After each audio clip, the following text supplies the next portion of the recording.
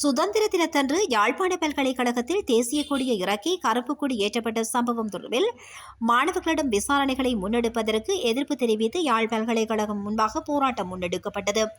கருப்பு கொடியேற்றப்பட்ட சம்பவம் தொடர்பில் யாழ் மாவட்ட குற்றத்தடுப்பு பிரிவினர் விசாரணைகளை முன்னெடுத்துள்ளனர். அந்த வகையில் கடந்த 10ஆம் தேதி போலீஸ் வாகனத்தில் பல்கலைக்கழக வளாகத்தினுள் நுழைந்து துணைவேந்தர் மற்றும் பதிவாளர் ஆகியோரிடம் சுமார் 3 மணி நேர விசாரணைகளை மேற்கொண்டு வாக்குமூலங்கள் பதிவு செய்தனர்.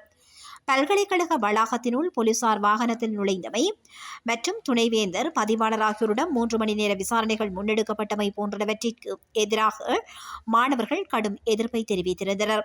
இந்நிலையில் கருப்பு கொடியேற்றப்பட்ட சம்பவம் தொடர்பில் மாணவர் ஒன்றிய பிரதிநிதிகள் 3 கடந்த 17ஆம் தேதி விசாரணைக்கு வருமாறு பதிவாளர் ஊடாக மாவட்ட குற்றத்தடுப்பு பிரிவினர் அழைப்பாணை வழங்கியுள்ளனர். குறித்த விசாரணைக்கு மாணவர்கள் அன்றைய தினம் செல்லாத நிலையில் பல்கலைக்கழக மானியங்கள் ஆணைக்குழுவின் பணிப்புக்கமைய பல்கலைக்கழக மட்டத்தில் உரிய விசாரணைகள் முன்னெடுக்கப்பட்டு எமது தரப்பு நியாயங்களை தெளிவாக விசாரணைக்குழு முன் தெரியப்படுத்தியுள்ளோம்.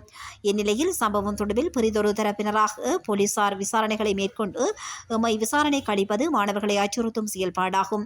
எனவே குறித்த சம்பவம் தொடர்பில் மாணவர்களை போலீசார் விசாரணைக்கு அழைக்கும் சம்பவத்திற்கு எதிர்ப்பு தெரிவிப்புக்கு முகமாக இன்றைய தினம் வியாழக்கிழமை விரிவுரைகளை பகிஷ்கரித்து பல்கலைக்கழகம் ஒன்றில் போராட்டத்தை முன்னெடுத்தோம். விசாரணைகளை தொடர்ந்து போலீசார் முன்னெடுத்து மாணவர்களை அச்சுறுத்தும் வகையில் செயல்படுவார்களா என் தொடர் போராட்டங்கள் முன்னெடுப்போம் என மாணவர்கள் தெரிவித்துள்ளனர்.